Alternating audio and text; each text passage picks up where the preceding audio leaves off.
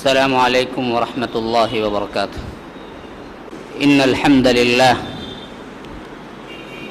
نحمده ونستعينه ونستغفره ونؤمن به ونتوكل عليه ونعوذ بالله من شرور أنفسنا ومن سيئات أعمالنا. من يهده الله فلا مضل له ومن يضلل فلا هادي له. وأشهد أن لا إله إلا الله وحده لا شريك له وأشهد أن محمدًا عبده ورسوله. أما بعد فإن خير الحديث كتاب الله وخير الهدي هدي محمد صلى الله عليه وسلم وشر الأمور محدثاتها وكل محدثة بدعة وكل بدعة ضلالة وفي رواية وكل ضلالة في النار. فأعوذ بالله من الشيطان الرجيم. بسم الله الرحمن الرحيم. من المؤمنين رجال صدقوا ما عاهدوا الله عليه فمنهم من قضى نحبه ومنهم من ينتظر وما بدلوا تبديلا. اللهم أرنا الحق حقا وارزقنا اتباعه وأرنا الباطل باطلا وارزقنا اجتنابه. اللهم علمنا ما ينفعنا وانفعنا بما علمتنا وارزقنا علما. رب اشرح لي صدري ويسر لي أمري واحلل عقدة من لساني يفقه قولی. برادران اسلام، واجب الاحترام بزرگوں، دوستوں اور عزیز ساتھیوں، لائق احترام ماؤں اور بہنوں، رمضان کی ان راتوں میں جس کے لیے مجلس سجائی گئی ہے، یہ اللہ کے رسول صلی اللہ علیہ وسلم کے اصحاب کی سیرتوں کو سننے اور ان واقعات سے ہمارے ایمان کو تازہ کرنے کے لیے ہے۔ گزشتہ اور پیوستہ 2 سالوں سے سیرت الانبیاء کا ایک تسلسل رہا ہے ہمارے اس مرکز میں، جس کی تکمیل گزشتہ کے رمضان میں ہوئی تھی۔ تو سمجھ لیجئے انبیاء علیہم السلام کی مقدس جماعت کے بعد کائنات کے اندر اگر کوئی مقدس ترین گروہ ہے تو وہ اصحاب رسول اللہ ہے۔ اصحاب رسول اللہ صلی اللہ علیہ وسلم کی شان اتنی نرالی ہے، اتنی اونچی اور احترام کے لائق ہے، جس طرح اللہ تبارک و تعالی نے انبیاء کا خصوصی انتخاب کیا ہے، بعینہ ہی اسی طرح اصحاب رسول اللہ صلی اللہ علیہ وسلم کا بھی انتخاب کیا ہے۔ جیسا کہ حدیث کے الفاظ ہیں کہ اللہ تبارک و تعالی نے جب اللہ کے رسول صلی اللہ علیہ وسلم کو نبی بنانا چاہا تو حدیث میں آتا ہے کہ اللہ تبارک و تعالی نے اہل دنیا پہ نظر ڈالی، اہل دنیا پہ نظر ڈالی اور ان میں سے سب سے بہترین دل کے لیے منتخب کیا محمد الرسول اللہ صلی اللہ علیہ وسلم کو، سب سے بہترین، کائنات کا سب سے بہترین انسان۔ پھر اس کے بعد اللہ تبارک و تعالی نے نظر ڈالی تو سب سے بہتر بندوں کو اصحاب رسول اللہ بننے کا شرف حاصل ہوا۔ اس سے بہتر کوئی اور موجود نہیں تھے، جن کے لیے اللہ تبارک و تعالی نے مثالیں سابقہ جتنی کتابیں اتری ہیں ان میں بھی نشانیاں رکھ دی۔ فرمایا فتح کے آخری آیت میں محمد الرسول اللہ صلی اللہ علیہ وسلم. یہ ہیں اللہ کے رسول صلی اللہ علیہ وسلم محمد. والذین معه اشداء علی الکفار رحماء بینہم تراہم رکعا سجدا یبتغون فضلا من اللہ ورضوانا سیماہم فی وجوہہم من اثر السجود ذالک مثلہم فی التوراۃ ومثلہم فی الانجیل. کیا پیاری آیت ہے، کیا بہترین مدح ہے اصحاب رسول اللہ کی اس آیت کے اندر. فرمایا والذین معہ، اے رسول آپ کے ساتھ جو ارد گرد صحابہ موجود ہیں ان کی شان کیا نرالی ہے. اشداء علی الکفار رحماء بینہم، کافروں پہ تو وہ سخت ہیں لیکن آپس میں بڑے رحیم ہیں، آپس میں بڑے رحم دل ہیں. ہمارا معاملہ بالکل الٹ ہے. کافر ہمارے بڑے گہرے دوست ہو جاتے ہیں، لڑتے ہیں تو ہم مسلمان ہمیشہ لڑتے رہتے ہیں. یہ ہمارا اپنا بھی ایک کردار ہے.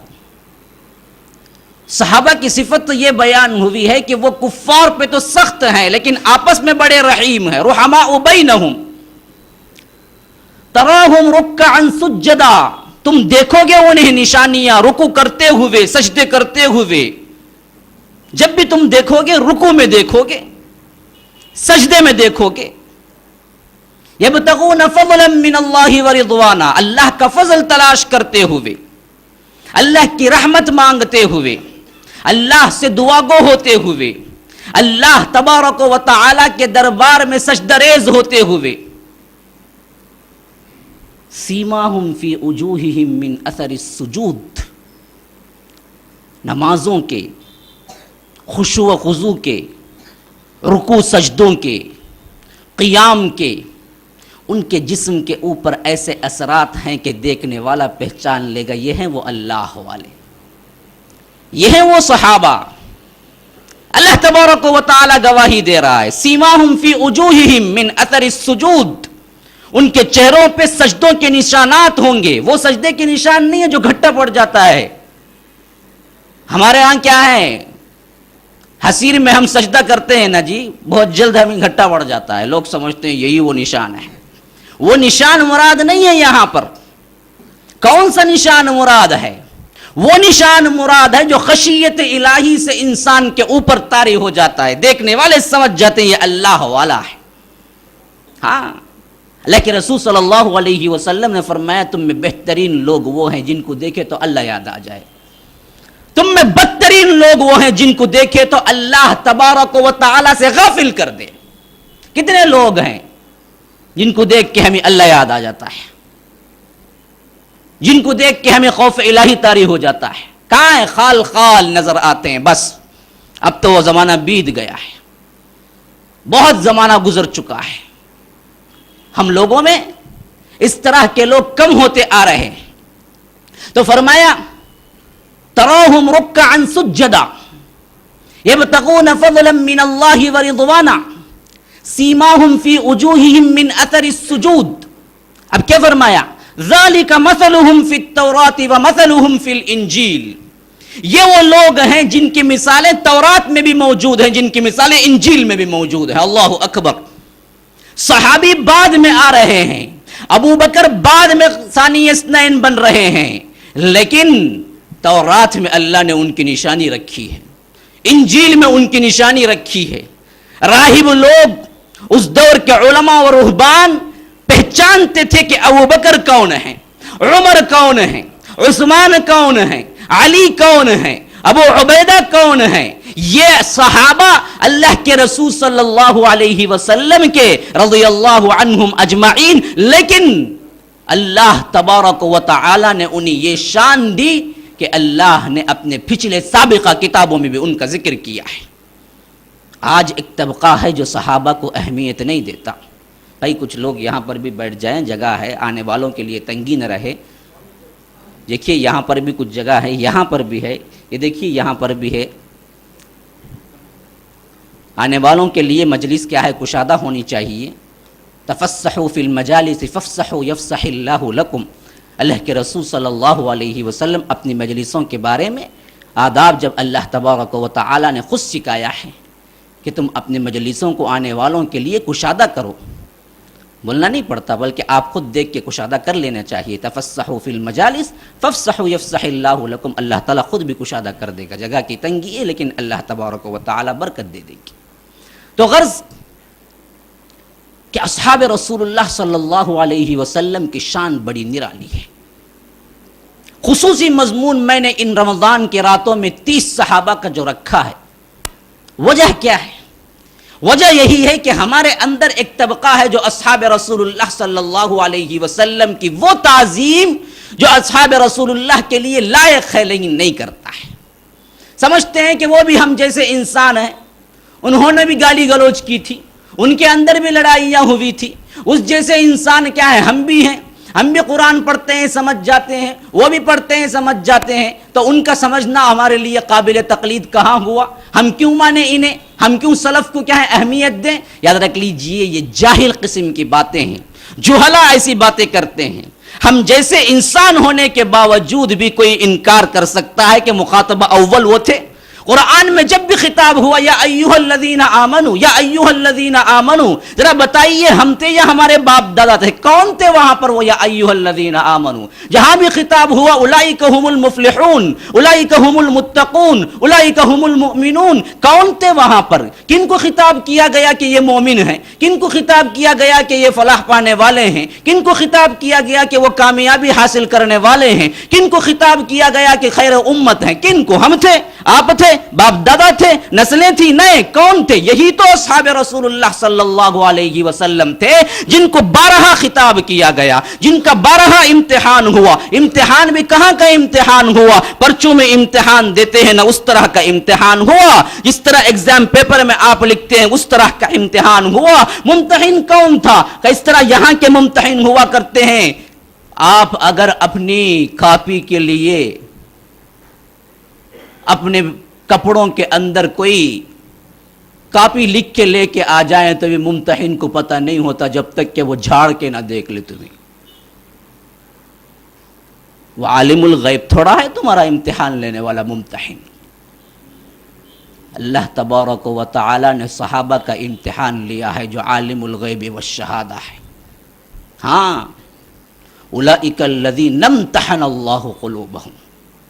امتحان کس کا ہوا؟ جو آپ پرچے میں قلم سے لکھتے ہیں اس کا امتحان ہوا؟ جو چاہے جہاں سے چاہے بٹ مار کے بھی کر لے؟ نہیں نہیں نہیں نہیں، قلب کا امتحان ہوا ہے اصحاب رسول اللہ کا، قلب کا. دلوں کا امتحان لینے والا ممتحن اللہ تبارک و تعالی ہے. سرٹیفکیٹ کس کا امتحان ہوا؟ فزکس کا، کیمسٹری کا، بایولوجی کا، زوالوجی کا؟ نہیں نہیں نہیں نہیں، تقوی کا امتحان ہوا ہے. اولئک الذین لم امتحن اللہ قلوبہم للتقوی. سرٹیفکیٹ کیا ملی؟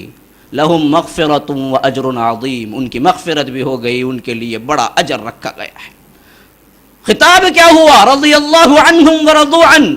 عطا کیسے ہوا؟ ان الذین یبایعونک انما یبایعون اللہ ید اللہ فوق ایدیہم فمن نکث فانما ینکث علی نفسہ ومن اوفی بما عاہد علیہ اللہ فسیؤتیہ اجرا عظیما. کیسے عطا ہوا؟ ہم بھی دیکھیں نا جی، یونیورسٹی وغیرہ میں کبھی کیا سرٹیفکیٹ ایشو ہوتی ہے نا، جب دیتے ہیں وہ کالج ڈے ہوتا ہے، اس کے لیے کیا کوئی بڑا پرائم منسٹر کو بلایا جاتا ہے، وہ بھی وہی کپڑے پہن لیتا ہے، کالج کا جو ماحول ہوتا ہے، پھر اس کے بعد اس کے ہاتھوں سے کیا ہے سرٹیفکیٹ ایشو ہوتی ہے. کوئی پرائم منسٹر سے لے لے، کوئی وزیر سے لے لے، تو اب اس کے تو قدم نہیں روکتے. میں فلاں فلاں اس وقت لیا تھا، وہ آ کے دیا تھا. اللہ کہتا ہے میں بھی اپنے ہاتھ سے دیا تھا اصحاب رسول اللہ کو.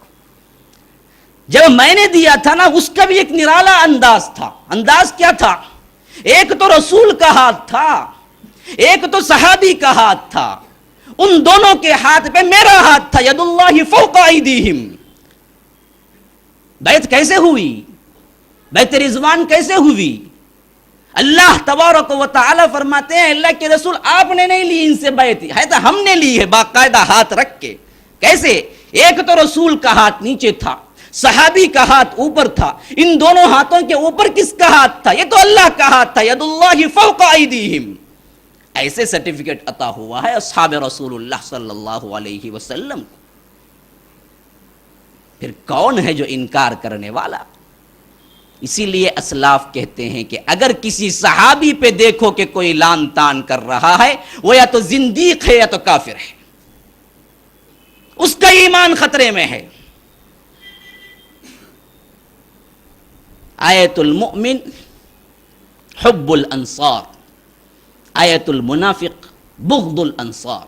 اللہ کے رسول صلی اللہ علیہ وسلم نے فرمایا مومن کی نشانی انصار سے محبت کرنا ہے، انصار سے بغض وہی رکھتا ہے جو منافق ہے۔ فرمایا لا تسبوا اصحابی، لوگوں میرے صحابہ کو گالی مت دو۔ ترمذی کی روایت فرمایا اللہ اللہ فی اصحابی، لوگوں ڈرو خبردار میرے اصحاب کے معاملے میں کبھی کوئی ایسا لفظ نہ استعمال کرنا کہ ان کے شان کو گراوٹ کر دے۔ لا تتخذوهم بعدی غرضا فمن احبهم فبحبی احبهم ومن ابغضهم فببغضی ابغضهم، جس نے ان سے محبت کی دراصل اس نے میری محبت کی وجہ سے محبت کی، جس نے ان سے بغض کیا دراصل اس نے مجھ سے بغض کیا۔ کوئی ہے مسلمان ہوتے ہوئے یہ کہنے والا کہ ہمیں محمد الرسول اللہ سے بغض ہے؟ نہیں، کسی کی یہ جرات نہیں ہو سکتی۔ تو یاد رکھ لیجئے پھر اصحاب رسول اللہ کو انگلی بتانا بھی اسی بات کا مترادف ہے۔ یہ ہے وہ شان۔ کیوں یہ شان ملی؟ کیوں یہ اہمیت ملی؟ کیوں یہ مقام عطا ہوا؟ یاد رکھ لیجئے اصل میں ان کی قربانی ہے۔ اسلام کے لیے ہر چیز کا تج دینا ہے، اسلام کے لیے اپنے آپ کو وقف کر دینا ہے۔ یہی تو وہ اصحاب رسول اللہ کی مٹھی بھر جماعت تھی جو صرف 23 سال کی مدت میں ایسا انقلاب برپا کیا، ایسا ریولوشن کہ آج تک تمام مؤرخین حیران ہیں کہ یہ کس طرح ہو گیا۔ عرب کے بدو صحرا نشین جن کے لیے نہ پڑھائی تھی، نہ تعلیم تھی، نہ دولت تھی، نہ حکومت تھی، نہ تمدن تھا، نہ تہذیب تھی، صرف 23 سال کی مدت میں قیصر و کسریٰ کے محلات کے مالک بن گئے۔ کیسے ہوا؟ آج تک ریسرچ چل رہے ہیں ان کی اپنی یونیورسٹیوں میں، امریکہ کے بڑے بڑے یونیورسٹیوں میں، یورپ کے بڑے بڑے یونیورسٹیوں میں آج بھی تحقیقات چل رہے ہیں کہ یہ رونما کیسے ہوا کہ 23 سال کی مدت میں وہ خانہ نشین، وہ بدو قسم کے قوم قیصر و کسریٰ کے محلات کے مالک بن گئے۔ کیا بنی؟ کیسے بنی؟ صحابہ نے ایک معاملے میں تبدیلی نہیں کی، ایک معاملے میں انقلاب برپا نہیں کیا، ہر معاملے میں انقلاب ہوا ہے۔ ان کی تہذیبیں بدل گئی، ان کا تمدن بدل گیا، ان کا رہن سہن بدل گیا، ان کے اخلاق بدل گئے، ان کے کردار بدل گئے، ان کے عقائد بدل گئے، ان کے رسم و رواج بدل گئے۔ دیکھیے کس کس پہلو سے اصحاب رسول اللہ صلی اللہ علیہ وسلم نے بدلاؤ کیا ہے۔ آج ہم بھی ہیں نا، کتنے رمضان ہیں ہم سے گزر چکے ہیں، کتنے رمضان میں ہم نے احادیث کو سنا ہے، کتنے رمضان میں ہم نے کلام اللہ کو سنا ہے۔ ذرا ٹھنڈے دل سے غور کیے بدلاؤ کتنا آیا ہے ہمارے اندر۔ گزشتہ سال سے اس سال تک ہمارے گھروں کے اندر بدلاؤ کتنا آیا ہے، کتنے بے پردہ خواتین باپردہ بن گئی ہیں، کتنے داڑھی موڑھے شخص داڑھی والے بن گئے ہیں، کتنا بدلاؤ ہمارے اندر آیا ہے۔ ذرا غور تو کر کے دیکھیں، وہاں دیکھیے بدلاؤ کیسے لمحات کے اندر آیا کرتا تھا، ایک ایک آیت ان کے لیے انقلاب بن کے آیا کرتی تھی۔ ایک صحابی آئے، اللہ کے رسول صلی اللہ علیہ وسلم نے اور ایک صحابی کو بلایا، کہا کہ ابھی ابھی اسلام لائے، بالکل بدو خانہ نشین، بالکل بدو گاؤں والا، کنوار جسے ہم کہتے ہیں، علم سے کوئی خاص تعلق نہیں، اللہ کے رسول صلی اللہ علیہ وسلم پہ ایمان لایا۔ اللہ کے رسول نے ایک معلم کو بلایا، ابن مسعود ہوں، خواہ عبداللہ ابن عمر ہوں، خواہ عبداللہ بن عمرو بن عاص ہوں، اسی طرح کے ایک معلم کو بلایا، کہا کہ جاؤ اس کو سکھا دو زلزال کی صورت، اس کو سکھا دو سورہ زلزال سکھا دو۔ اصحاب رسول اللہ صلی اللہ علیہ وسلم بھی سکھانے کا انداز کیا نرالا ہے، ہم بھی پڑھتے ہیں لیکن اثر نہیں ہوتا ہے۔ کیوں؟ اکثر اسی وجہ سے نہیں ہوتا کہ ہم شعوری طور پہ کبھی پڑھتے ہی نہیں ہیں. ہم تو بے شعوری طور پر کئی ختم کر لیتے ہیں لڈو کھانے کے لیے, جھانگری کھانے کے لیے, کبھی کھیر پوریاں کی دعوت بھی ہو جاتی ہے, لیکن کبھی غور سے پڑھنے کا مقام تو آتا نہیں ہے. ابھی یہ صحابی ابھی اسلام قبول کیے ہیں, وہ پڑھ رہے ہیں اذا زلزلت الارض زلزالها واخرجت الارض اثقالها وقال الانسان ما لها يومئذ تحدث اخبارها بان ربك اوحى لها يومئذ يصدر الناس اشتاتا ليروا اعمالهم فمن يعمل مثقال ذرة خيرا يره ومن يعمل مثقال ذرة شرا يره. کہا کہ حسبک حسبک حسبک, سب سمجھ گیا میں. صحابی نے کہا کہ حسبک, سب سمجھ گیا میں, مجھے اتنا کافی ہے, بس ہے. پڑھانے والے صحابی حیران رہ گئے, اتنا کافی ہے, بس ہے, کیا مطلب ہے؟ کہا کہ پورا اسلام ہے, اور کیا چاہیے؟ کہا کہ پورا اسلام ہے. پہلی آیت میں فرمایا کہ نیکی خواہ رائی کے دانے کے برابر بھی ہوگی, حساب لے لے گا. برائی کا خواہ رائی کے دانے کے برابر بھی ہوگی, حساب لے لے گا. بس پوری زندگی آ گئی, اب تو مجھے دیکھ دیکھ کے نیکی کیا ہے بدی کیا ہے کرنا ہے, مجھے بس معلوم ہو گیا پوری چیز. وہ صحابی اس صحابی کا ہاتھ پکڑے سیدھے اللہ کے رسول کے پاس پہنچے. کہا کہ اللہ کے رسول, آپ نے کہا ان کو قرآن سکھانے کے لیے ابھی ایک سورہ ختم نہیں ہوئی, ایک آیت سکھایا ہوں میں نے. فَمَن يَعْمَلْ مِثْقَالَ ذَرَّةٍ خَيْرًا يَرَهُ وَمَن يَعْمَلْ مِثْقَالَ ذَرَّةٍ شَرًّا يَرَهُ. تو انہوں نے کہا کہ بس میں سب کچھ سیکھ گیا. اللہ کے رسول نے کہا کہ کیا کہا تم نے؟ صحابی نے کہا کہ اللہ کے رسول, اس میں تو وہ بات بتلا دی گئی ہے, اب تو زندگی کے کسی معاملے میں کوئی اختیار ہے ہی نہیں. اب تو وہ بات ہے کہ میں ہر کام دیکھوں کیا نیکی ہے کیا بدی, کیونکہ ہر ایک کا حساب ہوگا خواہ اور رائی کے دانے کے برابر. اب تو مجھے چلنا ہی چلنا ہے اسی اسلام پر. اللہ کے رسول نے کہا کہ فطرت پہ پہنچ گیا بندہ, بھیج دو بس کافی ہے.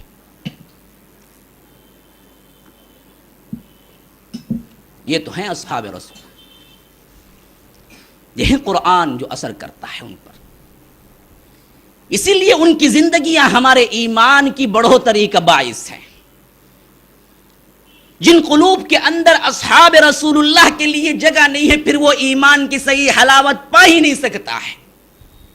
فرمایا اللہ تبارک و تعالی نے انہی سے خطاب کرتے ہوئے, کنتم خیر امت اخرجت للناس تأمرون بالمعروف وتنہون عن المنکر وتؤمنون باللہ. کیا فرمایا؟ فرمایا کہ تم سب سے بہترین امت ہو. کون سی امت؟ کون سی امت؟ سب سے بہترین امت. کون؟ ہم ہیں, ہم تھے جب آیت نازل ہو رہی تھی, ہم تھے, ہمارے باپ دادا تھے, ہماری نسلیں تھیں. اللہ کے لیے بتائیے ٹھنڈے دل سے, کون تھے جن کو اللہ کہہ رہا ہے کہ تم سب سے بہترین امت ہو؟ کن تم, ہونے والی امت نہیں کہا, ہو گئی یا ہو, یہ معنی ہے کن تم خیر امہ. خیر امہ اس وقت کون تھے جب صحابہ خیر امت نہیں ہے, تو پھر کائنات کے اندر کوئی خیر امت ہو ہی نہیں سکتا. اسی لیے فرمایا کہ تم خیر امت ہو. کس بنیاد پہ خیر امت ہو؟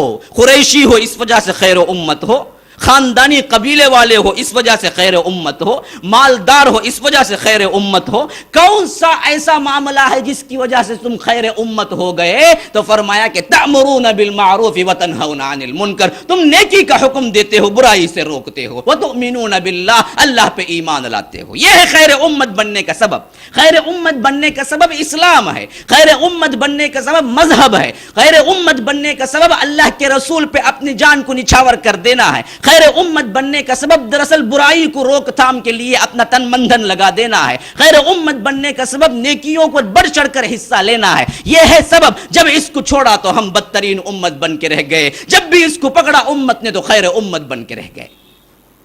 یہ اصحاب رسول اللہ صلی اللہ علیہ وسلم ہے. پھر اللہ کے رسول صلی اللہ علیہ وسلم بھی بعض صحابہ کو بڑی بڑی فضیلتیں تھیں. ترمذی کی روایت, اللہ کے رسول صلی اللہ علیہ وسلم نے فرمایا, زندگی کے اندر دنیا میں ابھی زندگی گزار رہے ہیں, آخرت کا معاملہ پردہ غیب میں ہے.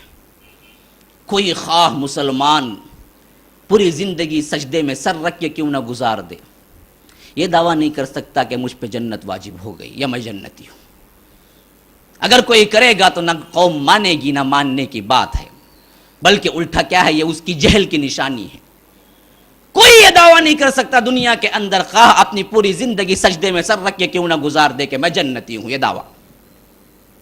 لیکن اللہ کے رسول نے فرمایا ابو بکر فی الجنہ، عمر فی الجنہ، عثمان فی الجنہ، علی فی الجنہ، زبیر فی الجنہ، طلحہ بن عبید اللہ فی الجنہ، عبد الرحمن بن عوف فی الجنہ، سعد بن ابی وقاص فی الجنہ، ابو عبیدہ ابن الجراح فی الجنہ.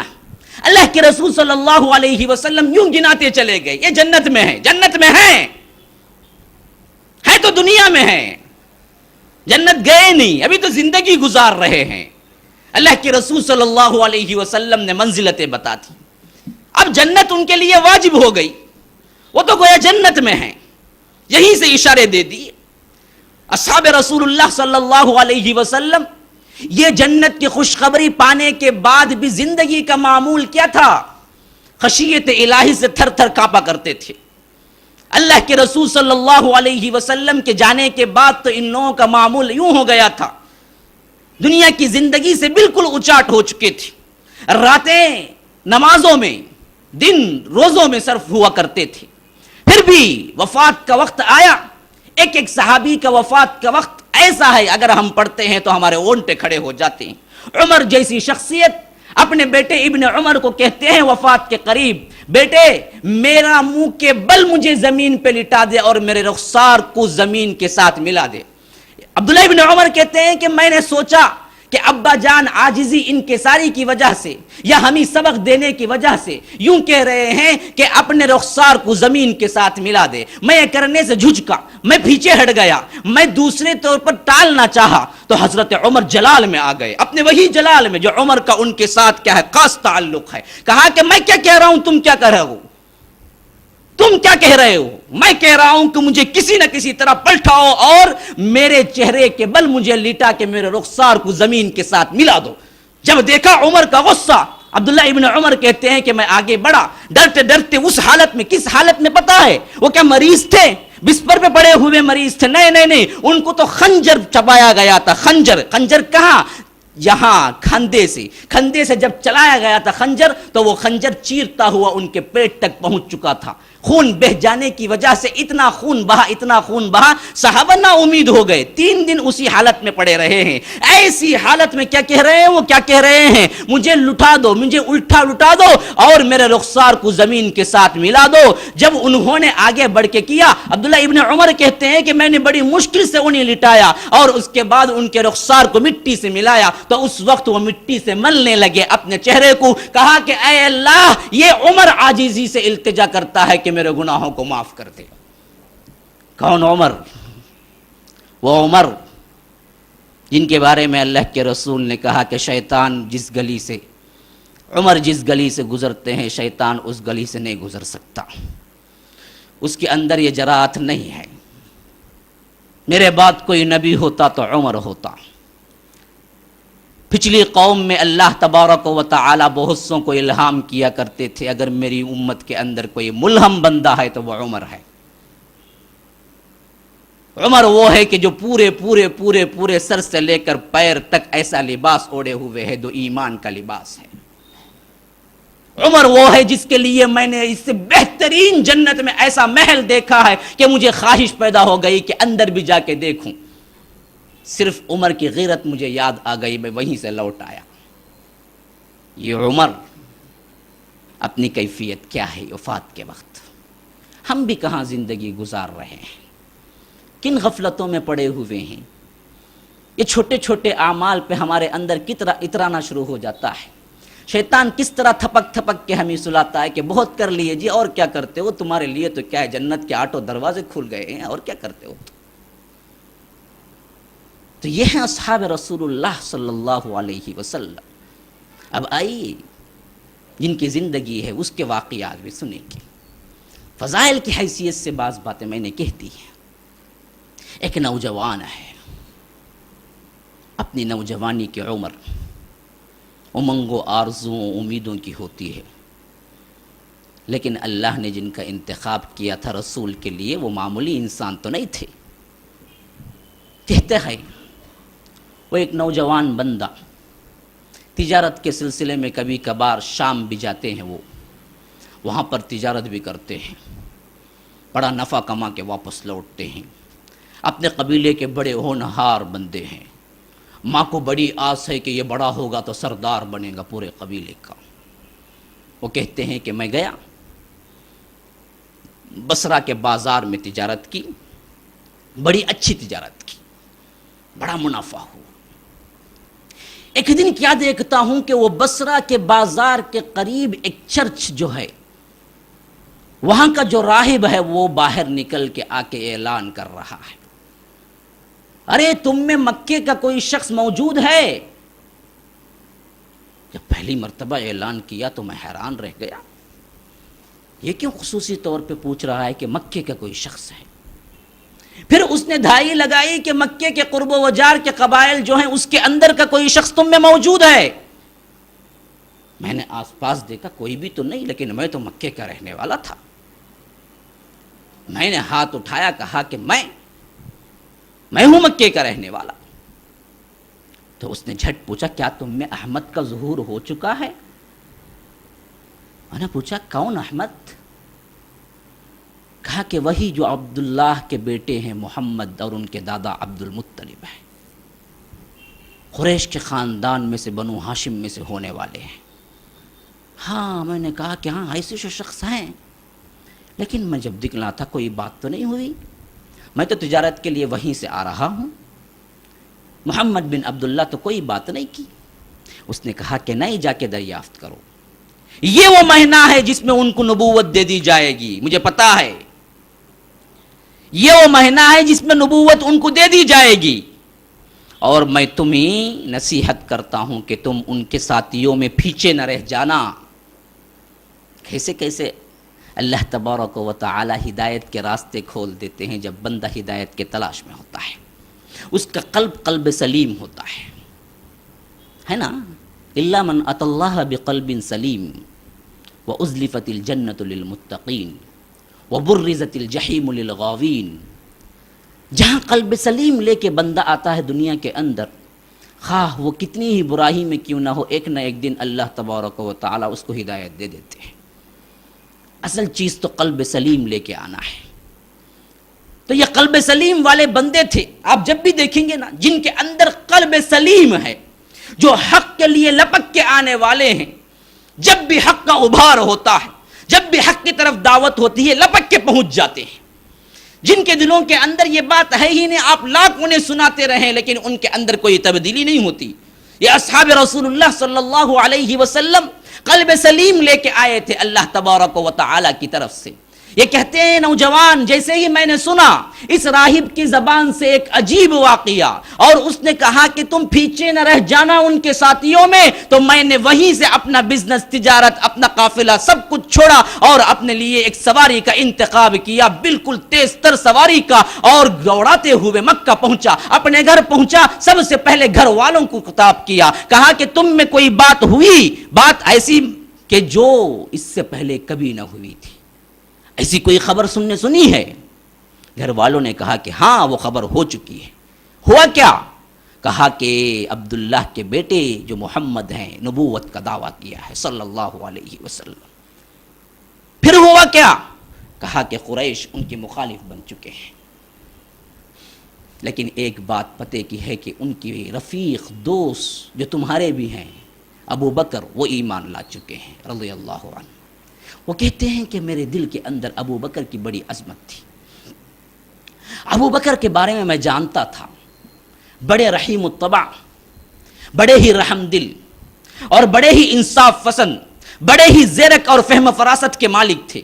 وہ کوئی غلط بات اختیار نہیں کر سکتے تھے۔ میں دوڑا گیا، ابو بکر سے ملاقات کی، کہا کہ کیا یہ واقعہ ہے کہ قریش کے خاندان بنو ہاشم کے اندر محمد صلی اللہ علیہ وسلم نے نبوت کا دعویٰ کیا ہے اور تم نے اس کو قبول کر لیا ہے؟ انہوں نے کہا کہ ہاں، بعینی ہی بالکل صحیح دعویٰ کیا ہے، اور انہوں نے قبول کرنے کی میرے پاس وجوہات ہیں۔ پھر کہتے ہیں کہ انہوں نے میرے لیے بھی دعوت شروع کر دی کہ دیکھو تم بھی اس دین کے اندر آ جاؤ۔ تو انہوں نے کہا کہ دیکھو ابو بکر، تم میرے دوست ہو، لیکن اس سے بھی بڑی بات یہ ہے کہ مجھے بصرہ کے راہب نے بتایا ہے کہ اس ماہ میں دراصل یہ نبوت کا اظہار کریں گے۔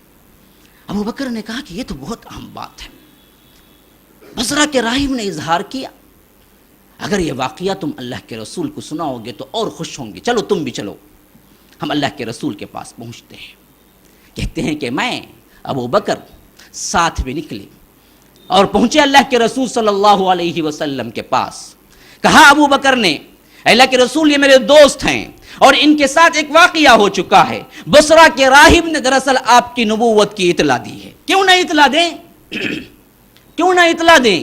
آپ حیران ہوں گے کیا باتیں کہہ رہا ہے۔ نہیں، کائنات کے کل ذرات نے دراصل گواہی دی ہے جب اللہ کے رسول صلی اللہ علیہ وسلم نے نبوت کا اعلان کیا ہے۔ ایک ہم بدبخت ہیں جو صحیح طور پہ نہیں مانتے، نہیں جانتے اللہ کے رسول کی عظمت کو۔ یہ ہماری بدقسمتی ہے کہ ہم نہیں جانتے ہیں اللہ کے رسول کو۔ مکے کے وادیاں جانتی تھی، پہچانتی تھی اللہ کے رسول صلی اللہ علیہ وسلم کی نبوت کو، پہاڑیاں پہچانتی تھی اللہ کے رسول صلی اللہ علیہ وسلم کی نبوت کو۔ ترمذی کی روایت میں خود اللہ کے رسول صلی اللہ علیہ وسلم کہتے ہیں، میں اس پتھر کو پہچانتا ہوں جو نبوت سے پہلے مجھے سلام کیا کرتا تھا، آج بھی میں اسے پہچانتا ہوں، نبوت سے پہلے مجھے سلام کیا کرتا تھا۔ بحیرہ راہب کے واقعے میں خود جب اللہ کے رسول صلی اللہ علیہ وسلم 13 سال کے ہیں، جب قافلہ اترا تو تمام وہاں کے درخت دراصل سجدے میں گر گئے تھے۔ اسی سے راہب نے پہچانا کہ اس کے اندر آخری نبی آنے والا جو ہے وہ اس کے اندر موجود ہے۔ اللہ کے رسول صلی اللہ علیہ وسلم کے پاس ایک بدو آیا، کہا کہ کیا دلیل ہے کہ آپ اللہ کے رسول ہیں؟ اللہ کے رسول نے پوچھا کون سی دلیل تمہیں چاہیے؟ کہا کہ اتنا چاہیے کہ یہ فلاں درخت جو ہے، وہ فلاں درخت، وہ دور وہاں پر ایک درخت تھا، اللہ کے رسول نے کہا کہ وہ فلاں درخت جو ہے نا اس کو میں بلاؤں اب اور وہ شہادت دے تو مان لو گے تم؟ کہا کہ یہ تو بڑی عجیب باتیں کر کے دکھائی۔ کہا کہ اللہ کے رسول نے اس درخت کو یوں اشارہ کیا کہ ایسے آؤ، تو وہ چلتا ہوا آیا، کہا کہ اشہد انک محمد رسول اللہ، پھر چلتا ہوا واپس چلا گیا۔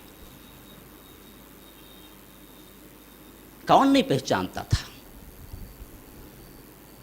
کائنات سجائی گئی ہے اللہ کے رسول صلی اللہ علیہ وسلم کی نبوت کے لیے۔ وَأَنَّا لَمَسْنَا السَّمَاءَ فَوَجَدْنَاهَا مُلِئَتْ حَرْسًا شَدِيدًا وَشُهُبًا وَأَنَّا كُنَّا نَقْعُدُ مِنْهَا مَقَاعِدَ لِلسَّمْعِ فَمَنْ يَسْتَمِعِ الْآنَ يَجِدْ لَهُ شِهَابًا رَصَدًا۔ جنات کہہ رہے ہیں یہ کیا ہو گیا ہے کائنات کے اندر کہ جہاں جاتے ہیں مار پڑتی ہے شہاب ثاقب کی۔ فَأَتْبَعَهُ شِهَابٌ ثَاقِب، یہ کیا قصہ ہے؟ ہم تو پہلے سیدھے چلے جایا کرتے تھے، ملائے اعلیٰ کی باتیں سن لیا کرتے تھے، لیکن یہ کیا معاملہ ہے؟ اب تو ہم سوپر کیا ملائے اعلیٰ کے قریب تو بہت دور کی بات ہے، پہلے آسمان تک بھی نہیں پہنچتے ہیں۔ لمسنا السماء، ٹٹولا ہم نے آسمان کو، فوجدناها، ہم نے پایا، ملئت حرسا شدیدا وشہبا، کہ شہاب ثاقب سے پورا آسمان پٹا پڑا ہوا ہے۔ وَأَنَّا كُنَّا نَقْعُدُ مِنْهَا مَقَاعِدَ لِلسَّمْعِ، ہم بیٹھ کے ان کی باتیں سن لیا کرتے تھے، لیکن اب فَمَن يَسْتَمِعِ الْآنَ يَجِدْ لَهُ شِهَابًا رَصَدًا، اب ہم سننے کے لیے کوئی امکان باقی ہی نہیں رہ گیا ہے، جنوں میں تشویش ہو چکی تھی۔ یہ اللہ کے رسول کے آمد کی اطلاع ہے۔ پہچانتے نہیں ہیں تو ہم امت نہیں پہچانتی ہے ان کی۔ کتنا دکھ ہوگا اللہ کے رسول کو جس امت کے لیے انہوں نے راتوں کو رو رو کے اپنے رب کو منایا ہے۔ ہم نہیں پہچانتے، ہم ان کی سنتوں کا ادراک نہیں کرتے، ہم ان کے لیے اپنے کردار کو نہیں بدلتے، اپنے عادات و اطوار کو نہیں بدلتے، ان کی محبت میں ہم تبدیل نہیں ہوتے۔ پھر دعوے ہیں، بڑے بڑے عشق کے دعوے ہیں، یہ کیسے دعوے ہیں؟ عجیب و غریب دعوے، آج کا تو کوئی بچہ بھی نہیں مانے گا اس طرح کے دعوے جو ہم نے دین کے ساتھ لگا رکھے ہیں۔ تو غرض کہ اللہ کے رسول صلی اللہ علیہ وسلم کے پاس یہ نوجوان پہنچتا، ابو بکر پہنچتے، واقعات کہتے، اللہ کے رسول صلی اللہ علیہ وسلم نے بڑے بلیغ انداز میں خطبہ دیا ان کے سامنے، دیکھو میں اللہ کے رسول بن کے آیا ہوں تمہارے لیے۔ اسی وقت وہ نوجوان پکار اٹھتا ہے کہ اشہد ان لا الہ الا اللہ و اشہد ان محمد رسول اللہ۔ تو اللہ کے رسول صلی اللہ علیہ وسلم خوشی سے نعرہ لگاتے ہیں اور ان کے لیے خیر و برکت کی دعا کرتے ہیں، دنیا و آخرت کی کامیابی کی دعا کرتے ہیں، جن کے لیے اللہ تبارک و تعالی کے دربار میں رسول اللہ ہاتھ اٹھا دے، جن کے لیے ان کی کامیابی دنیا و آخرت کی کامیابی کے لیے خصوصی دعا کر دیں، پھر ان کی کامیابی کا کیا کہنا؟ کبھی ایسا ہو سکتا ہے کہ اللہ کے رسول کامیابی کی دعا کر دیں کسی بندے کے لیے اور وہ بندہ خاسر ہو جائے؟ نہیں نہیں نہیں، اللہ تبارک و تعالی بھی انہیں بڑا اونچا مقام دے دیتا ہے۔ تاریخ میں وہ ان مقام، ان اصحاب کے اندر آتے ہیں جو عشرۃ المبشرہ کے نام سے جانے جاتے ہیں،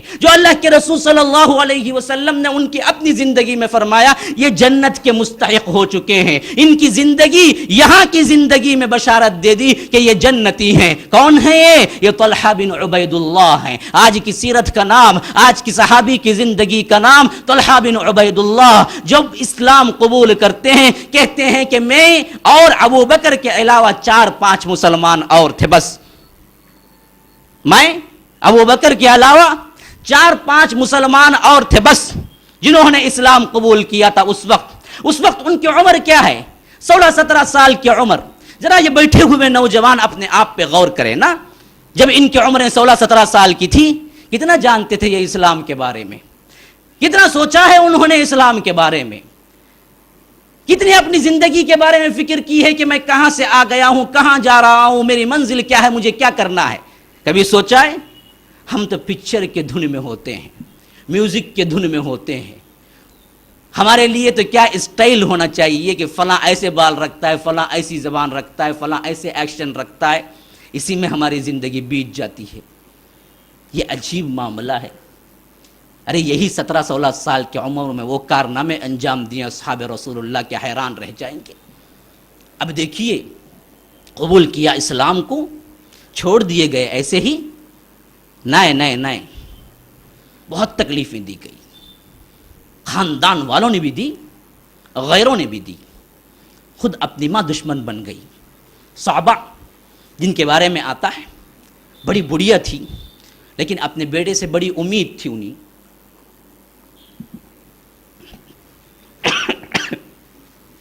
کہ یہ بڑا سردار بنے گا۔ جب انہیں معلوم ہوا تو یہ تو کیا ہے، چنندے چند افراد جو ابھی ایک نیا دین لے کے آئے ہیں، ان کے گروہ میں شامل ہو گیا ہے، تو بڑی پشیمان ہوئی، بڑا غصہ ہوئی، کہا کہ یہ کیا ہو گیا، میں نے بڑی امیدیں وابستہ کر رکھی۔ ہم بھی کہتے ہیں جی کوئی نوجوان اچھا اطاعت گزار بن جائے، رات میں پکچر جانا چھوڑ دے، مدرسہ جانے لگے، کیا رے تیرے سے میں کیا سوچی نہ رے، تو جا، وہ کہاں جاتا نہ رے، تو کہاں مسجد کو گیا، تو پکچر کو گیا تو بڑا اچھا، رات کے 1 گھنٹے کو بھی گیٹ کھول کے انہیں شاباشی دے کے کھانا گرم کر کے رکھو، کھا لے کو سو، بھوکا سونا کو بولتے ہیں۔ کیا بولیں گے، عجیب معاملہ ہے۔ ہماری ماؤں کے لیے ایک غرض ہے اس کے اندر، تو غرض کے یہ صحابہ جو ہے نا، اپنے بیٹے سے بڑی پوری امید تھی۔ انہوں نے یہ سوچا کہ یہ تو بدبختی چھا گئی اس پر کہ خامخواہ 4 لوگ ابھی نیا دین لے کے آئے ہیں، اس گروہ میں شامل ہو گئے اور رات دن اسی کے پیچھے لگا رہتا ہے، کسی نہ کسی طرح سدھار تو آئے اس کے اندر، تو خامخواہ اسی کے لیے لوگوں کو، نوجوانوں کو کریٹ کیا ان کے پیچھے۔ روایتوں میں آتا ہے، ایک صحابی بیان کرتے ہیں آگے چل کے جو بنے تھے، عبداللہ بن خراش کہتے ہیں کہ میں سعی کر رہا تھا، میں نے دیکھا ایک نوجوان کو رسیوں سے باندھ کے، گالی گلوچ کر کے، مار پیٹ کرتے ہوئے، اوباش لڑکے ڈھکلتے ہوئے آ رہے ہیں کعبۃ اللہ کے قریب۔ میں پریشان ہو کے دیکھنے لگا یہ کیا معاملہ ہے، پیچھے ایک بڑھیا گالیاں بکتی ہوئی پیچھے ان کے جا رہی ہے کہ میں نے بڑی امیدیں لگا رکھی تھی تیرے سے، تو ایسے ہو گیا ویسے ہو گیا۔ نوجوان اس کو مار رہے ہیں، کوئی تھوک رہا ہے، کوئی گالی گلوچ کر رہا ہے، کوئی لات مار رہا ہے۔ میں نے لوگوں سے پوچھا کہ یہ کیا معاملہ ہے، یہ کون سا نوجوان ہے، یہ بڑھیا کون ہے؟ بتانے والوں نے بتایا کہ یہ طلحہ بن عبید اللہ ہیں جو ابھی دین کو چھوڑ دیا ہے۔ ان کی نظروں میں تو دین کو چھوڑ دینا ہے، دین میں آنا ان کی نظروں میں دین کو چھوڑ دینا ہے۔ انہوں نے کہا کہ اس نے دین کو ہمارے چھوڑ کے ایک نیا دین اختیار کر لیا ہے، اس وجہ سے اس کی ماں غصے میں آ کے اوباش لڑکوں کے حوالے کر کے خود پیچھے بکتی ہوئی جا رہی ہے۔ یہ ہے اس کی ماں جو بڑھیا ہے،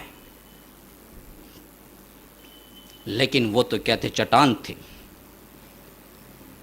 میں نہیں سمجھتا کہ ہمارے اوپر اسلام کے لیے کوئی مصیبت آئی ہو۔ اگر مصیبت آ بھی جائے تو کتنے لوگ ہیں جو ہم میں ڈٹ کے مقابلہ کریں گے، اللہ حفاظت کرے۔ آج تو کیا ہے، صحیح اسلام پہ چلنے کے لیے پورا ایئر کنڈیشن، چائے بسکٹ سب ہے جی، آؤ جی کا تو بھی ٹائم نہیں نا بھائی، ہم نا کہاں بھائی ٹائم ہے، دیکھو برابر رہتا ہم نا کہاں وہ کھوٹ میں بیٹھ کے باتاں کرنے کے واسطے انہوں نیچے جا کو ہمارے پاس ٹائم نہیں ہے اسلام کو سمجھنے کے لیے. یہ ہماری اپنی حالت ہے. وہاں کی ہے صحاب رسول اللہ کی کیسے مار کھا رہے ہیں. اسی وجہ سے انہوں نے اسلام کو سمجھا ہے شعوری طور پر. اب اس کے بعد قریش کا شیر کہلاتا تھا نوفل ابن خویلد، قریش کا شیر کہلاتا تھا.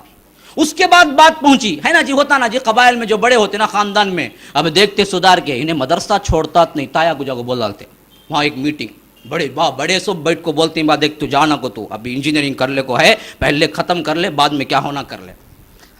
اس کے بعد ایک سیٹنگ کر لیتے گھر کے اندر ہی، بچہ کہاں بھی جانا نہیں. اور یہ سب چیزیں ہمیں سمجھ آ جائیں گی جب ہم اصحاب رسول اللہ کی سیرتیں پڑھیں گی. تو یہاں معاملہ کیا ہوا تھا، یہ جو بڑا ہوتا ہے نا اس کو بھی بات پہنچ گئی کہ یہ تو طلحہ بن عبید اللہ راستے پہ آنے والا نہیں ہے اور اس کو خراب کرنے والا یہ ابو بکر ہے، چلو دونوں کی پٹائی کریں گے. یہ آیا.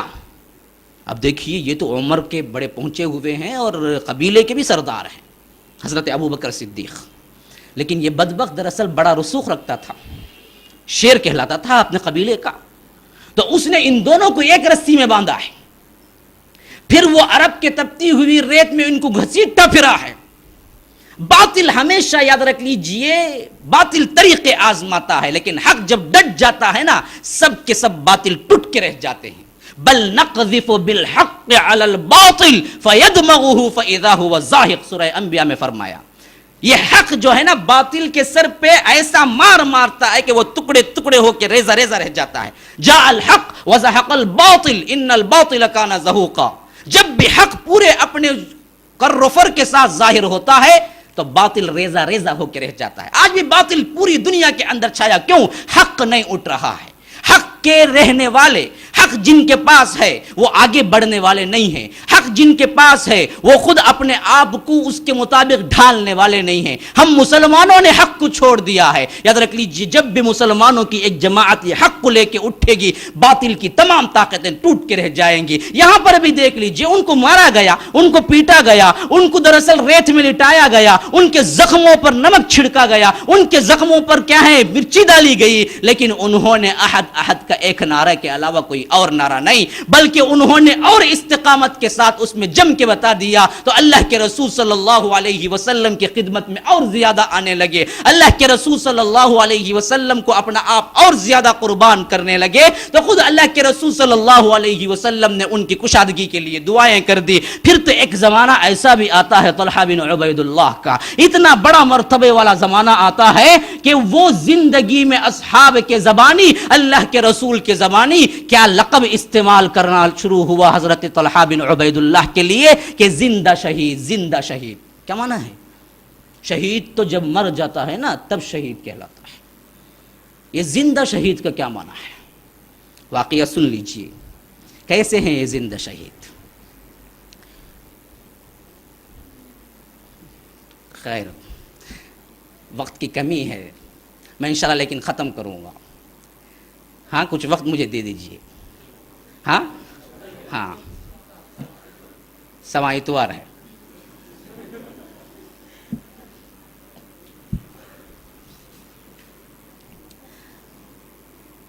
غزوہ احد 2 ہجری کا زمانہ، 3 ہجری کا زمانہ ہے. ایسا ہوا تھا کہ اللہ کے رسول صلی اللہ علیہ وسلم اپنے اصحاب کو لے کے جب جنگ کے لیے نکلے، اللہ تبارک و تعالی نے بہت جلد فتح دے دی، لیکن مسلمانوں کی ایک چھوٹی سی غلطی ہو گئی. اللہ کے رسول نے ایک درے پہ 50 صحابہ کو رکوایا تھا. وہاں سے انہوں نے ہٹ کر یہ سمجھ لیا کہ اب تو کیا ہے فتح ہو گئی. ایک چھوٹی سی غلطی کے لیے اللہ تبارک و تعالی نے ایک سبق دینے کے لیے جو فتح ہو چکی تھی اس کی شکست میں بدل دی، اور صحابہ مشرکین مکہ سے مار کھانے لگے. حتیٰ کہ ایسا ہونے لگا کہ انہوں نے جس طرح گاجر مولی کو کاٹا جاتا ہے اس طرح کیا اصحاب رسول اللہ کا شہید کرنا شروع کر دیا ہے. اب دیکھیں نا اس میں بڑا سبق موجود ہے. اسباق تو بہت تھے، میرے پاس وقت نہیں ہے. پوری زندگی میں ایک غلطی کے لیے اللہ تبارک و تعالی نے ایک فتح کو شکست میں تبدیل کر دی. ہم پوری زندگی اللہ کے رسول کی نافرمانی کرتے ہیں تو کیا ہمیں کامیابی ملے گی؟ ہاں لوگ کہتے ہیں کہ ترقی یوں نہیں ہوتی ہماری، ہمارے پاس پیسہ نہیں ہے، تعلیم نہیں ہے، فلاں نہیں ہے، فلاں نہیں ہے، سب آگے بڑھو، یہ پڑھو، یہ کرو تو ہمارے لیے ترقی کی راہیں کھل جائیں گی۔ کہاں سے کھلیں گی؟ پوری رات دن تم نافرمانی کرتے رہتے ہو اپنے رسول کی، تو پھر کامیابی کہاں ملیں گی؟ ایک نافرمانی کی تھی تو پھر فتح کو شکست میں تبدیل کر دیا اللہ نے۔ غزوہ احد میں بڑا سبق ہے مسلمانوں کے لیے۔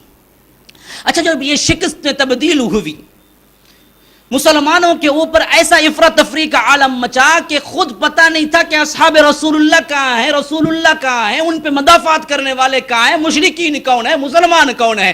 بہت سو نے مسلمان سمجھ کے، بہت سو مشرکین نے اپنے لوگوں کو قتل نہیں کیا، بلکہ مسلمانوں نے خود اپنے مسلمانوں کو قتل کر دیا کہ مشرک سمجھ کر۔ اتنا افراد تفریح مچی ہے۔ اب اللہ کے رسول صلی اللہ علیہ وسلم جس مخصوص ایریے میں تھے، ان کے لیے ایک حجرہ بنا دیا گیا تھا، وہاں پر اللہ کے رسول صلی اللہ علیہ وسلم پوری فوج کا وہ منظر دیکھ رہے تھے کیا ہو رہا ہے۔ تو ساتھ میں اس وقت 11 انصار اور ایک مہاجر تھے اللہ کے رسول صلی اللہ علیہ وسلم کے۔ ایسا ہوا کہ زمانہ کہ اللہ کے رسول صلی اللہ علیہ وسلم کی آواز یا پکار کی وجہ سے مشرکین کے پورے گروہ کو پتہ چل گیا کہ یہاں پر فلاں جگہ اللہ کے رسول ہے۔ اب انہوں نے 200 کی تعداد میں گہراؤ کیا اور قریب آ گئے، اللہ کے رسول صلی اللہ علیہ وسلم کو سراؤنڈ کر لیا، گویا کہ پورے طور پر اللہ کے رسول صلی اللہ علیہ وسلم کا محاصرہ کر لیا۔ اللہ کے رسول صلی اللہ علیہ وسلم اس وقت بڑے نازک حالات میں ہیں۔ اب دیکھیے نا کہ اسلام کے لیے کتنی مصیبتیں سہ رہے ہیں، کیسی مار کھا رہے ہیں۔ صحابہ نہیں، خود اللہ کے رسول نے کیا کردار پیش کیا ہے۔ اگر اپنے حبیب کے لیے بھی اللہ تبارک و تعالی ایسے مصائب پیش کر سکتا ہے، کھڑے کر سکتا ہے، تو یہ دراصل بتلانا مقصود تھا امت مسلمہ کو کہ یہ اسلام کی راہ ہے جس کے اندر تکالیف آئیں گے، تمہیں سہنا ہے۔ اگر معجزے سے اسلام پھیل جاتا تو اللہ تبارک و تعالی صرف معجزات سے اسلام پھیلا دیتا، اپنے حبیب کے لیے کوئی مصیبت کھڑی نہ ہوتی، خراش تک نہیں آتی۔ اللہ کے رسول نے مار بھی کھایا ہے، اللہ کے رسول کا خون بھی بہا ہے، اللہ کے رسول صلی اللہ علیہ وسلم کے دندان مبارک بھی شہید ہوئے ہیں، اللہ کے رسول صلی اللہ علیہ وسلم کو چٹائی جلا کر داغا بھی گیا ہے۔ یاد رکھ لیجیے یہ سب مصائب و عالم کیوں؟ کیا اللہ تبارک و تعالی پر رحم نہیں تھا؟ اللہ تبارک و تعالی اللہ کے رسول کے محبوب نہیں تھے؟ کیوں ہوا؟ یہ دراصل امت کو سبق ہے کہ لوگوں تم سمجھو یہ اسلام قربانی مانگتا ہے، بغیر قربانی کے اسلام نہیں، تمہیں قربانی دینی ہے۔ تم نے اپنے منمانی خواہشات پہ چل کے اسلام پہ نعرہ نہیں لگا سکتے، اسلام پہ چلنا ہے تو اپنے منمانی خواہشات کو ہٹا کے رکھنا ہے۔ یہاں دیکھیے اس وقت اللہ کے رسول صلی اللہ علیہ وسلم کس حیثیت میں تھے۔ ایک تو معاملہ یہ تھا کہ یہ بدبخت یہودی نے گڑھا کھود کے رکھا تھا، اسی وجہ سے گڑھا کھود کے رکھا تھا کہ جب یہ جنگ کو یہاں سے جائیں گے تو اس گڑھے میں بغیر غفلت کے گر جائیں گے اور مار لگ جائے گا۔ بعینی ہی وہی ہوتا ہے کہ جیسے ہی وہ اوپر چڑھنے کے لیے اللہ کے رسول اٹھتے ہیں، اس کے گڑھے کھودے ہوئے ایک گڑھے میں پاؤں گرتا ہے اور پاؤں میں موج آ جاتی ہے۔ اتنی تیزی کے ساتھ جب چلتے ہیں تو اور گڑگے میں جب موج آتی ہے تو اللہ کے رسول چلنے کے قابل نہیں رہتے۔ جب گرتے ہیں اس حیثیت میں تو اللہ کے رسول صلی اللہ علیہ وسلم کے 2 دندان مبارک شہید ہو جاتے ہیں۔ پھر اس کے علاوہ جو خود پہنے ہوئے ہوتے ہیں وہ خود کی کڑیاں اللہ کے رسول کے پیشانی مبارک میں چپ جاتی ہیں، جس کی وجہ سے زار زار خون طاری ہو جاتا ہے وہاں سے۔ کیا حالت ہوگی حبیب کی، اللہ کے رسول کی، کیفیت تو دیکھیے نا۔ دندان مبارک شہید، پاؤں میں موج ہے، چل نہیں سکتے ہیں، خون پیشانی سے رس رہا ہے، سامنے اتنے لوگ ہیں جو گھیرے ہوئے اللہ کے رسول پر حملہ کرنے کے لیے تیار ہے۔ اللہ اکبر! یہ منظر سوچا ہے آپ نے کس کے لیے؟ کیوں اٹھائی یہ تکلیف؟ کیوں ہو رہا ہے یہ سب کچھ؟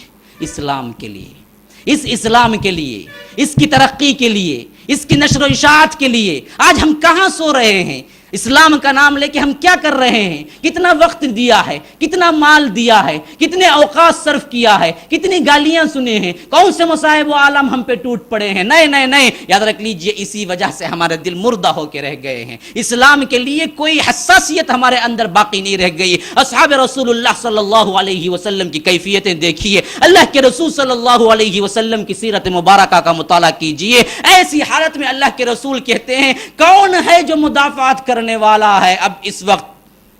کون؟ صرف اور صرف 11 انصار ہیں، ایک مہاجر ہے۔ وہ مہاجر کون ہے پتہ ہے؟ وہی ہیں جو آج صحابی کی زندگی ہے، طلحہ بن عبید اللہ، ایک مہاجر 11 انصار اللہ کے رسول نعرہ لگاتے ہیں کون ہے جو ان کا مقابلہ کرنے والا ہے بدبختوں کا، اور اگر کوئی مقابلہ کر لے اس وقت جنت میں وہ میرا رفیق بنے گا. کون ہے؟ کوئی تیار ہے؟ طلحہ بن عبید اللہ آگے آتے ہیں، کہتے ہیں اللہ کے رسول میں. کہتے ہیں کہ نہیں، پیچھے جاؤ تم. کوئی اور ہے؟ یعنی اشارہ انصار کی طرف ہوتا ہے. ایک انصاری صحابی آگے بڑھتے ہیں، کہتے ہیں کہ اللہ کے رسول میں. کہتے ہیں کہ لڑو. لڑتے ہیں. کتنوں کا مقابلہ کتنوں سے؟ ایک تنہا مقابلہ اتنوں سے. کتنا دیر لڑ سکتا ہے بندہ؟ اپنی پوری کتنی طاقت ہے سب کے ساتھ لڑ کے شہید ہو کے وہیں پہ گر جاتے ہیں اللہ کے رسول کے سامنے. اللہ کے رسول کہتے ہیں کہ کون ہے اب دوسرا اس کی جگہ لینے والا؟ دوسرے مرتبہ پھر طلحہ بن عبید اللہ سامنے آتے ہیں، کہتے ہیں اللہ کے رسول میں. کہتے ہیں کہ طلحہ ہٹ جاؤ تم، کوئی دوسرا ہے؟ انصاری صحابی آگے آتے ہیں، کہتے ہیں کہ اللہ کے رسول میں. کہتے ہیں کہ جاؤ لڑو. کچھ ہی لمحوں کے اندر وہ بھی شہادت پا جاتے ہیں. اللہ کے رسول پھر پوچھتے ہیں کون؟ طلحہ آگے بڑھ کے کہتے ہیں کہ اللہ کے رسول میں. کہتے ہیں کہ نہیں طلحہ تم ہٹو، کوئی دوسرا ہے؟ پھر انصاری صحابی آگے آتے ہیں، کہتے ہیں کہ اللہ کے رسول میں. جاؤ لڑو. پھر بالکل چند ہی لمحوں کے اندر شہادت پا جاتے ہیں. ایک کے بعد دیگرے اسی طرح 11 انصار بھی شہادت پا جاتے ہیں. بڑا مرتبہ ہے انصار کا بھی، یاد رکھ لیجئے. اسی وجہ سے اللہ کے رسول نے کہا کہ اگر میں ہجرت نہ کرتا تو انصار ہی کا ایک فرد میں بھی ہوتا. مجھے اتنی محبت ہے انصار سے، میں ہجرت کر کے آیا ہوں، بس اتنی ہی تفریق ہے، ورنہ میں خود انصار سے ہوتا.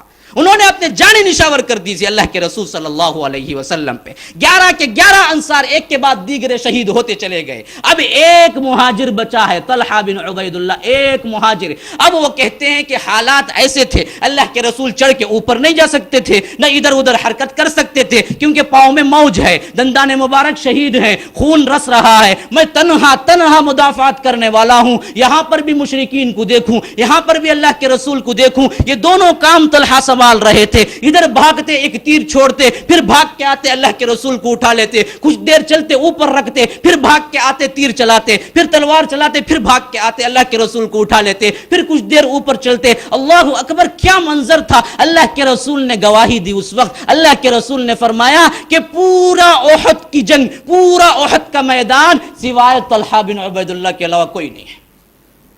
انہوں نے جنگ کی ہے اصل میں. جنگ جہاں دیکھا میں نے طلحہ کو دیکھا ہر جگہ. کہتے ہیں ان کے بیٹے ہم نے بعد میں دیکھا، ان کے زخموں کے نشانات صرف تیر اور نیزے کے جتنے نشان تھے وہ 75 تھے، 75. اس کے علاوہ تلوار کے نشان 25 تھے. 25 تلوار کے نشان، 70 پر 5، 75، 75 تیر اور نیزے کے نشانات ان کے جسم پہ پڑ چکے تھے. وہ ہر مرتبہ جاتے کوئی چیز بھی کھا لیتے، ایک تیر بھی لگا دیتے، پھر بھاگ کے بھی آتے، طلحہ بن عبید اللہ کے رسول کو بھی اٹھا لیتے، پھر کچھ دیر اوپر چڑھتے، پھر جاتے. اب اسی اثنا میں ایک بدبخت اور نزدیک آیا. اس نے تاک کے ایک تیر چلایا اللہ کے رسول پر. اب دیکھیے نا جی، وہ تیر چلا رہے ہیں، وہ بھی مشرکین کو. اللہ کے رسول یوں بیٹھے ہوئے ہیں، سامنے آنے والا بندہ ان پہ تیر چلانے کے بجائے یوں تیر چلاتا ہے اللہ کے رسول پر. وہ نگرانی بھی کر رہے ہیں. وہ یہ کرتے ہیں کہ بھاگ کے ایسے ہاتھ لا لیتے ہیں. تیر کے لیے وہ کیا کرتے ہیں، تیر تو چلائی تھی انہوں نے، لیکن اب مدافعات میں ڈھال تو نہیں ہے ان کو. تیر تو اس نے بدبخت نے اللہ کے رسول پہ چلایا تھا. تو اسی وجہ سے کیا کرتے ہیں کہ وہ چلاتے چلاتے اپنی انگلی ہے نا یوں ہاتھ کرتے ہیں نا، وہ تیر سیدھے آ کے یہ انگوٹھے کے ساتھ والی انگلی پر مس کرتی چمتی ہوئی چلے جاتی ہے. اس وقت ان کے زبان سے نکلتا اللہ کے رسول کہتے ہیں کہ طلحہ اگر تم یہ اس کے علاوہ بسم اللہ کہہ دیتے تو فرشتے تمہیں یوں اٹھا کے ایسے ہی دنیا کے اندر تمہیں جنت لے چل جاتے، لوگ دیکھتے تمہیں آنکھوں سے. اگر تم یہ حس کے علاوہ بسم اللہ کہہ دیتے اس وقت فرشتے تمہیں ایسے ہی یوں ہی اٹھا لیتے اور دنیا والے دیکھتے ہی دیکھتے رہ جاتے، تمہیں جنت کو لے جاتے. یہ وہ طلحہ ہے جب زخموں سے چور ہو کے گر جاتے ہیں، مدافعات کی کوئی قوت باقی نہیں رہتی. اس وقت ابو بکر صدیق کہتے ہیں کہ میں پہلا شخص ہوں یہ افراتفری کے عالم میں، ہمیں ہوش آ کے سب سے پہلے اللہ کے رسول کی طرف دوڑ لگانے کی، جس کے اندر امید پیدا ہوئی، جس کے اندر خیال پیدا ہوا، اس میں پہلا شخص ہوں۔ میں نے دیکھا کہ ایک تنہا اللہ کے رسول وہاں پر ہیں، اور دور سے دیکھ رہا تھا کوئی مدافعات کر رہا ہے لیکن کوئی نہیں ہے۔ بعد میں بھاگتا ہوا پہنچا اور میرے پیچھے میں نے دیکھا کہ ابو عبیدہ بھی آ رہے ہیں۔ اللہ کے رسول کے قریب پہنچا تو اللہ کے رسول نے کہا کہ میری پرواہ مت کرو، جاؤ اپنے صاحب کو دیکھو۔ میں نے پلٹ کے دیکھا کہ کون صاحب کہاں ہے، دیکھا تو طلحہ بن عبید اللہ خون میں لت پت پڑے ہوئے ہیں۔ یہ طلحہ ہیں۔ اس واقعے کے بعد اللہ کے رسول نے کہا کہ یہ زندہ شہید ہے، بچ گئے۔ اللہ نے بعد میں اور زندگی دی، مرہم پٹی ہوئی، زخم مندیل ہو گئے، صحت مند ہو گئے، لیکن اللہ کے رسول نے اس واقعے کو نہیں بھولا۔ صحابہ میں ہمیشہ کہا کرتے تھے، جب بھی طلحہ بن عبداللہ آیا کرتے تھے، کہتے کہ یہ زندہ شہید ہے، یہ زندہ ہے لیکن شہید شہادت کا مرتبہ پا گیا ہے۔ غزوہ احد میں جہاں دیکھا میں نے طلحہ کو دیکھا، میری مدافعات میں جو کچھ انہوں نے کیا کوئی اور صحابی نے نہیں کیا، یہ طلحہ۔ ایک مرتبہ حضرت عائشہ کہتی ہیں کہ اللہ کے رسول صلی اللہ علیہ وسلم اپنے صحابہ سے بیٹھے ہوئے تھے، میں حجرے کے اندر موجود تھی، بیچ میں پردہ حائل تھا، اتنے میں طلحہ بن عبید اللہ بھی پہنچے۔ اللہ کے رسول صلی اللہ علیہ وسلم نے فرمایا، اگر کوئی دیکھنا چاہتا ہے زمین پر چلتے پھرتے زندے کو جس نے اللہ سے کیا ہوا وعدہ پورا کر دیا۔ ہاں، ہر شخص اللہ سے ایک وعدہ کر کے آیا ہے نا، وہ وعدہ پورا کرنا کب ہوتا ہے؟ جب اپنی زندگی پوری نچھاور کر کے موت کو گلے لگاتا ہے بندہ، تب پورا ہوتا ہے۔ اللہ کے رسول نے کہا کہ ایسے شخص کو کوئی دیکھنا چاہتا ہے جو اس زمین میں چلتا پھرتا ہے لیکن جس نے اپنے اللہ سے کیا ہوا وعدے کو پورا کر لیا ہے، تو وہ دیکھ لے طلحہ بن عبید اللہ کو، وہ طلحہ بن عبید اللہ کو دیکھ لے۔ یہی وہ صحابی ہیں جنہوں نے کیا کیا، اپنی زندگی میں اللہ تبارک و تعالی سے کیا ہوا عہد کو پورا کر کے دکھلا دیا۔ اللہ کے رسول نے کہا طلحہ کے لیے اب کوئی کام نہیں ہے، انہوں نے جو کیا ہے اسی کے عوض ان کے لیے جنت واجب ہو گئی ہے۔ ایسے طلحہ اپنے آخری اوقات میں کیا کر رہے ہیں، یہ بھی تو دیکھ لینا۔ طلحہ کون ہے پتہ ہے؟ اللہ تبارک و تعالی نے انہیں بڑا مال دیا، بڑی دولت دی، بڑے اولاد دیے، ہر حیثیت سے انہیں کیا ہے مالا مال کیا، کیونکہ اللہ کے رسول کی دعا تھی ان کے لیے۔ 35 ہجری میں ان کے مال کا حساب کہتے ہیں صحابہ 1000 درہم صرف ان کی ماہانہ آمدنی ہوا کرتی تھی۔ جب انہوں نے ایک تجارت کا منافع الگ الگ کبھی کیا تو کبھی کبھی 7-8 ہزار درہم و دینار آ جایا کرتے تھے۔ ان کی کل جائیداد کا کبھی انہوں نے حساب لگایا تو 3 کروڑ درہم تھے اس زمانے میں۔ درہم چاندی کے ہوتے ہیں، پیسے نہیں ہوتے ہیں، چاندی کے ہوتے ہیں، دینار سونے کے ہوتے ہیں۔ کہتے ہیں کہ اتنے اللہ والے تھے، ہمیشہ روزہ رکھا کرتے تھے، ہمیشہ سخاوت میں ایسے تھے کہ صحابہ میں مشہور ہو گئے کہ سب سے بڑے سخی۔ کوئی بندہ آ کے پوچھتا تو ایسی سخاوت کرتے کہ وہ حیران رہ جاتا کہ کیا مجھے یہ دے رہے ہیں، نہیں صرف بات بنا کے ٹال رہے ہیں۔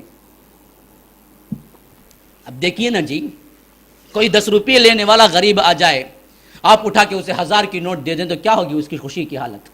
کوئی آپ کو مانگتا ہوا سر راہ نظر آ جائے، آپ اٹھا کے کیا کریں، ٹھہرو جی چیک بک منگائیں اور 5 لاکھ لکھ کے دے دیں تو کیا ہوگی اس کی حالت؟ ہاں، کیا ہوگی اس کی حالت؟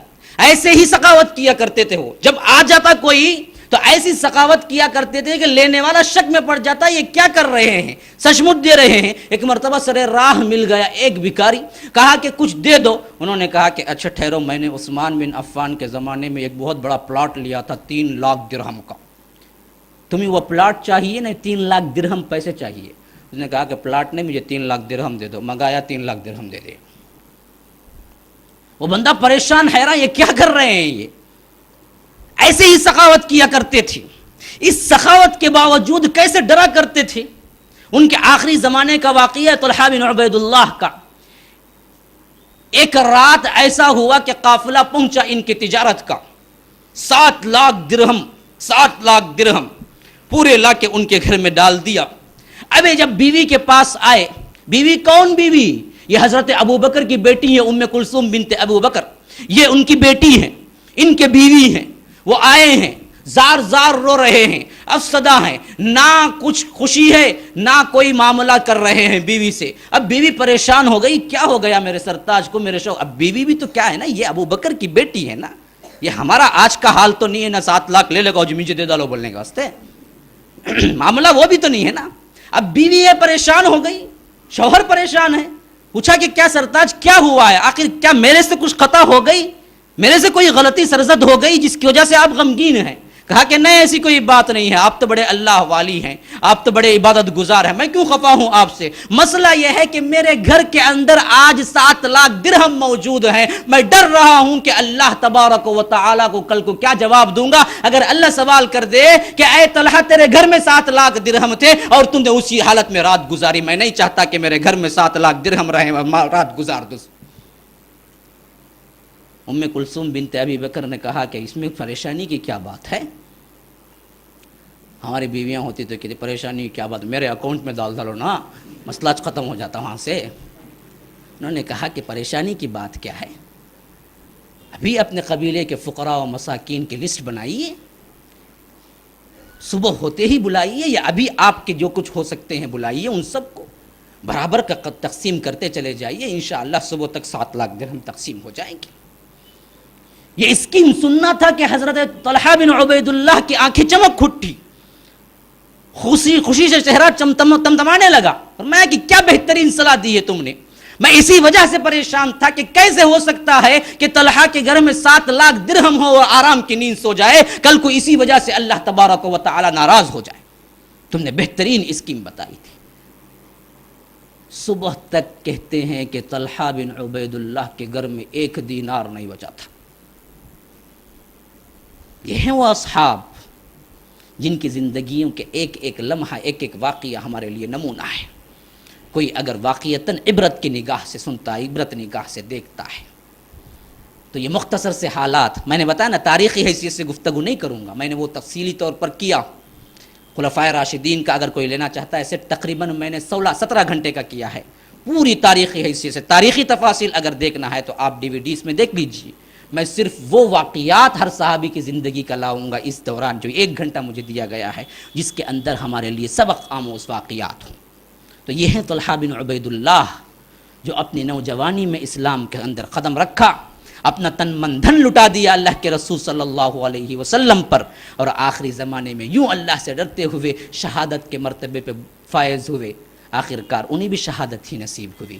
جنگ جمل کے دوران ایک بدبخت ترین شخص نے ان پہ کیا ہے نیزہ مارا ہے، اور حالت سجدے کے اندر اللہ تبارک و تعالی نے انہیں اٹھا لیا، ان کی روح کو قبض کی۔ کتنی پیاری موت ہے، دیکھیے کتنی پیاری موت ہے۔ زندگی کا کل محور بھی تو یہی ہے کہ اے اللہ جب تک تو زندگی دے صحت اور ایمان کے ساتھ دے، جب یہاں سے دنیا سے اٹھا تو کلمہ توحید لا الہ الا اللہ کے ساتھ اٹھا لے۔ یہ مومن کی زندگی ہے، یہی دلی تمنا ہے، یہی اصحاب رسول اللہ کی معراج بھی ہے۔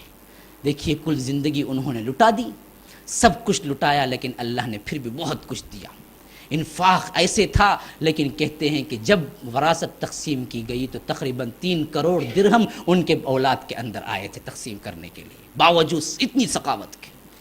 کیونکہ حبیب نے فرمایا ہے، ہمارے رسول نے، ما نقص صدقۃ من مال، صدقہ و خیرات سے مال کم نہیں ہوتا۔ لوگ سمجھتے ہیں کہ کم ہو جاتا ہے، نہیں، جتنا تم اللہ کی راہ میں دو گے اتنا ہی بڑھتا چلا جائے گا۔ کوئی ایک بتائیے جو اللہ کی راہ میں دینے سے مفلس ہو گیا ہے؟ نہیں، بلکہ اور غنی ہو گیا ہے۔ عثمان الغنی کہتے ہیں، کس وجہ سے غنی کہتے ہیں؟ انہوں نے بھی ایسی سخاوت کی ہے کہ صحابہ میں کوئی اور اس طرح کی سخاوت کرنے والا نظر نہیں آتا ہے، لیکن اتنا پیسہ دیا، اتنی دولت دیا، تو ان کے لقب کے ساتھ، ان کے نام کے ساتھ یہ لقب جڑ گیا کہ غنی ہے۔ تو یہ ہیں وہ صحابی طلحہ بن عبید اللہ جن کی سیرت کے چند واقعات جو میں نے آپ کے سامنے رکھے ہیں۔ اپیل کرتے ہیں کہ ہم بھی اپنی زندگیوں کے اندر ان واقعات سے سبق لیں، ہمارا زندگی کا اوڑھنا بچھونا بھی یہی بن جائے۔ دعا کرتے رہیں کہ اے اللہ جب تک ہمیں زندگی دے ایمان اور صحت کے ساتھ زندہ رکھ، اللہ تو جب اٹھا لے کلمہ توحید لا الہ الا اللہ کے ساتھ ہمیں اٹھا لے۔ اللہ تیرے رسول کی شفاعت نصیب کر دے، تیرے رسول کی رفاقت نصیب کر دے۔ اللہ کے رسول صلی اللہ علیہ وسلم نے جو کچھ خوشخبریاں دی ہیں اس امت کو، اے اللہ ان کا حامل بنا دے۔ اے اللہ اس امت کے لیے حوض کوثر کا پانی نصیب کر، یہاں پر بیٹھے ہوئے تمام لوگوں کو اسی طرح جمع کر دے جس طرح یہاں بیٹھے ہوئے ہیں، اسی طرح جنت الفردوس میں جمع کر دے۔ ھذا وباللہ التوفیق، صلی اللہ وسلم علی نبینا محمد۔ اسأل اللہ لی ولکم ولسائر المسلمین من کل ذنب فاستغفروہ انہ هو الغفور الرحیم۔ ابو بکر اور عمر ہے بالا، غنی علی بھی ہے سب سے اعلیٰ۔ ابو بکر اور عمر ہے بالا، غنی علی بھی ہے سب سے اعلیٰ۔ یہ رنگ برنگے ہنسی گلے تر در نبی پر کھلے ہوئے ہیں، یہ رنگ برنگے ہنسی گلے تر در نبی پر کھلے ہوئے ہیں۔ ہو جنگ خندق یا بدر احد تبوک ہو یا کہ جنگ خیبر،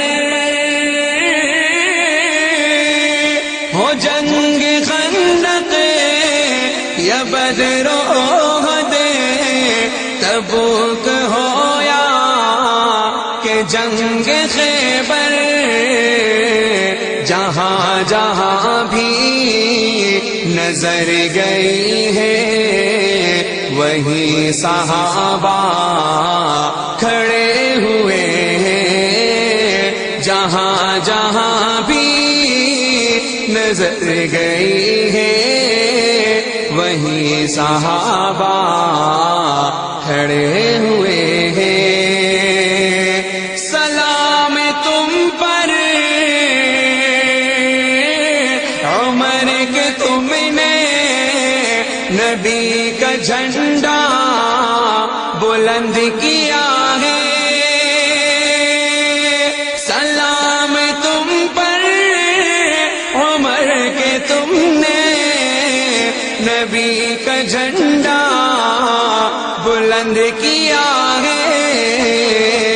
یہی وجہ ہے کہ نام سن کر ابھی بھی کافر ڈرے ہوئے ہیں، یہی وجہ ہے کہ نام سن کر ابھی بھی کافر ڈرے ہوئے ہیں۔